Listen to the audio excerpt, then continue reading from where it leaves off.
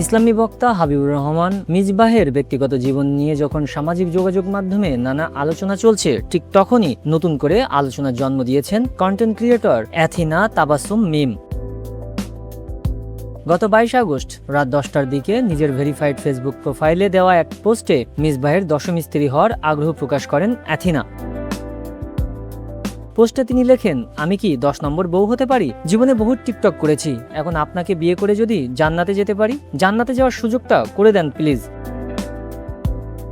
পোস্টটি প্রকাশের পর দ্রুতই সামাজিক যোগাযোগ মাধ্যমে ছড়িয়ে পড়ে। বিভিন্ন সংবাদ মাধ্যমের প্রতিবেদনে বলা হয়েছে, পোস্টটিতে 1006-এর বেশি প্রতিক্রিয়া ও 4 শতাধিক মন্তব্য পড়ে। মন্তব্যের ঘরে দেখা যায় মিশ্র প্রতিক্রিয়া। কেউ বিষয়টিকে মজার ছলে নিয়েছেন, আবার কেউ প্রশ্ন তুলেছেন টিকটক করার সঙ্গে জাহান্নাম বা জান্নাতের সম্পর্ক কি। অ্যাথিনার এই পোস্টের পর মিসবাহের ব্যক্তিগত জীবন ও একাধিক বিয়ের বিষয়টিও আবার আলোচনায় আসে। সম্প্রতি মিসবাহের বিরুদ্ধে তার এক স্ত্রী যৌতুক দাবির অভিযোগে মামলা করেছেন বলেও বিভিন্ন সংবাদ মাধ্যমে প্রতিবেদন প্রকাশিত হয়েছে।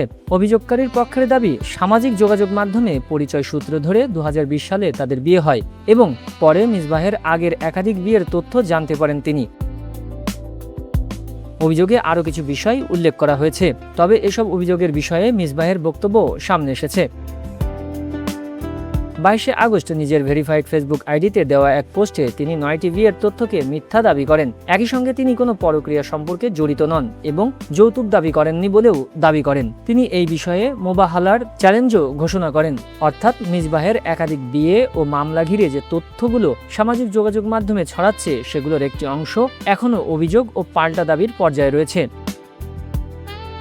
এর মধ্যেই অ্যাথিনা তাবাসসুম মিমের দশম স্ত্রী হওয়ার পোস্ট নতুন মাত্রা যোগ করেছে বিতর্কে। মজার ছলে দেওয়া এই পোস্টটি নিছক রসিকতা নাকি এর পিছনে অন্য কোনো উদ্দেশ্য রয়েছে, তা অবশ্য অ্যাথিনা নিজে বিস্তারিত জানাননি।